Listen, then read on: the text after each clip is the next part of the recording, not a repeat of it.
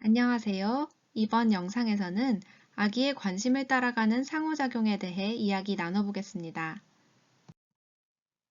여기 한 아기 앞에 나비 인형과 곰돌이 인형, 그리고 공이 있습니다. 아기는 곰돌이 인형에 관심이 갔는지 곰돌이를 가리키며 귀를 만져봅니다. 이때 어머니 혹은 아버지가 아기에게 다른 장난감도 있다는 것을 알려줍니다. 땡땡아, 여기 공 좀 봐봐 하고 공도 보여주고 나비도 있네, 그치? 팔랑팔랑 나비, 나비 안녕 해줘 하고 나비 인형도 보여줍니다. 아기에게 여러 가지 새로운 장난감을 제시하는 방식으로 놀아주고 있어요. 이번에는 다른 방법으로 놀아주는 모습입니다. 아기가 곰돌이를 잡고 있는 것을 본 어머니 또는 아버지가 이야기합니다. 우리 땡땡이 곰돌이가 제일 좋아. 땡땡이가 곰돌이 귀를 만지네. 귀가 보들보들하다, 그치? 하고 아기가 보고 있는 곰돌이에 대해 상호작용하는 방식입니다. 두 가지 모습 모두 우리가 아기와 놀 때 흔히 보이는 모습입니다. 그런데 이런 상호작용이 영아의 주의력 발달과 배움에는 어떤 영향을 줄까요? 연구자들은 방금 우리가 살펴본 두 가지 상호작용 방식에 이런 이름을 붙였습니다. 먼저, 아기가 무언가를 보고 있을 때 새로운 장난감을 소개하는 것은 전환하기라고 부릅니다. 한마디로 주의를 전환시키는 것이지요. 아기가 이미 잡고 있거나 보고 있는 물체가 아닌 다른 물체에 대해 말해주거나 행동을 해주는 방식을 말해요. 반대로 아기가 현재 관심을 갖고 있는 대상에 대해 말하거나 행동을 하는 것은 유지하기라고 부릅니다. 계속해서 같은 대상의 아기의 주의를 유지시킨다는 뜻이에요. 이 가운데 유지하기 방법이 영아가 주의를 기울이는데 더 도움을 준다고 합니다.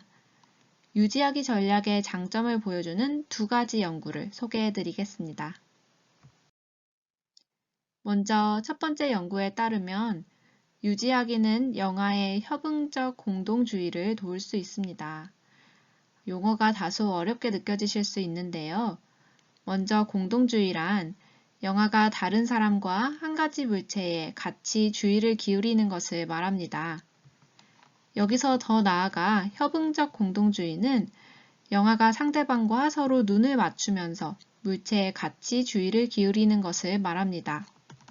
이는 영아의 언어, 인지, 그리고 사회성 발달에 있어서 매우 중요하다고 알려져 있어요. 이 연구에서 연구자들은 9개월 아기와 어머니가 놀이하는 장면을 3초 단위로 잘게 나누어서 분석했습니다. 어떤 타이밍에 아기와 어머니의 공동주의가 나타나는지 분석한 결과 어머니가 유지하기 전략을 사용한 직후에 아기가 협응적 공동주의를 하게 된다는 것을 확인했습니다. 이는 즉, 아기와 상호작용할 때 아기가 이미 관심을 가지고 있는 물체에 대해 말해주고 행동을 해주면 아기가 공동주의를 더 많이 경험하고 연습할 수 있다는 것을 보여줍니다. 이에 비해 아기에게 새로운 물체를 제시하여 관심을 전환하는 전략을 쓴 직후에는 아기와 부모 간의 협응적 공동주의가 덜 나타났습니다. 물론 때로는 새로운 물체를 소개하는 게 필요하기 때문에 전환하기 전략도 유용할 수 있습니다. 하지만 이런 전략이 장기적으로 축적된다면 어떨까요? 두 번째 연구는 유지하기 전략을 지속적으로 사용할 때 영아가 스스로 주의 집중하는 능력을 돕는다는 연구입니다. 이 연구에서는 아기와 어머니가 놀이할 때 유지하기 전략과 전환하기 전략을 얼마나 사용하는지 아기가 10개월과 18개월일 때 두 번 측정했습니다. 그리고 18개월에 인지발달 검사를 하면서 아기가 검사 과제에 주의 집중하는 시간을 측정했습니다. 그 결과는 어떠했을까요? 왼쪽 그림에 보이는 것처럼 어머니가 10개월과 18개월에 지속적으로 유지하기 상호작용을 많이 할수록 18개월의 아기의 주의 집중 시간이 길게 나타났습니다. 주의 집중 시간이 길수록 인지 발달 점수도 높게 나타났어요. 반면 어머니가 10개월과 18개월에 지속적으로 전환하기를 많이 할수록 아기의 주의 집중 시간이 짧게 나타났습니다. 이렇게 부모님이 아이가 어디에 관심을 가지고 있는지 파악해서 유지시키는 상호작용을 하면 이후에 아이가 스스로 주의 집중을 하는데 도움을 줄 수 있습니다. 그렇다면 아이가 어디에 관심을 가지고 있는지 어떻게 알까요?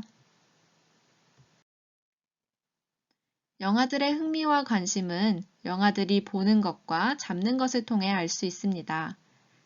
또 영아들은 11, 12개월쯤 되면 관심이 있는 곳을 손가락으로 가리키기도 하지요. 이런 관심의 표현에 잘 반응해주면 영아들의 배움에 도움을 줄 수 있습니다. 영아가 가리킨 물체에 대해 가르쳐 줄 때와 가리키지 않은 물체에 대해 가르쳐 줄 때 영아의 배움에는 차이가 있을까요? 한 연구에서 이를 알아보았습니다. 이 연구에서는 16개월 아기에게 새로운 물건의 기능을 가르쳤는데요. 먼저 낯선 물건 2가지를 동시에 보여주고 아기가 물건을 손으로 가리키면 가리킨 물건의 기능에 대해 알려주었습니다. 예를 들어 아기가 왼쪽에 있는 물건을 손으로 가리키면 연구자가 왼쪽에 있는 물건을 들고 이거 어떻게 쓰는지 보여줄까? 이렇게 머리 빗는 거야 라고 알려주었습니다. 그리고 나서 연구자는 또 새로운 물건 2가지를 보여줍니다. 이번에는 아기가 손으로 물건을 가리키면 아기가 가리키지 않은 물건을 들고 흔들며 이건 이렇게 소리 듣는 거야 하고 말해주었습니다. 손으로 가리키지 않은 물건에 대해 알려주는 경우에도 아기는 연구자의 행동에 관심을 가지고 보았는데 그럼에도 그 행동을 배우는 데에는 차이가 있었습니다. 10분 후 아까 보았던 물건을 다시 주고 영아가 성인이 보여준 행동을 얼마나 하는지 관찰했더니 영아들은 자신이 가리킨 물건의 기능을 가리키지 않은 물건의 기능보다 더 많이 행동으로 따라했습니다. 이렇게 아이가 손으로 관심 있는 물건을 가리켰을 때 그 물건에 대해 가르쳐주면 아이는 가르친 내용을 훨씬 더 잘 배울 수 있습니다. 이처럼 영아에게 어떤 물체나 행동에 대해 가르치기 가장 좋은 순간은 영아가 그것에 스스로 관심을 가질 때입니다.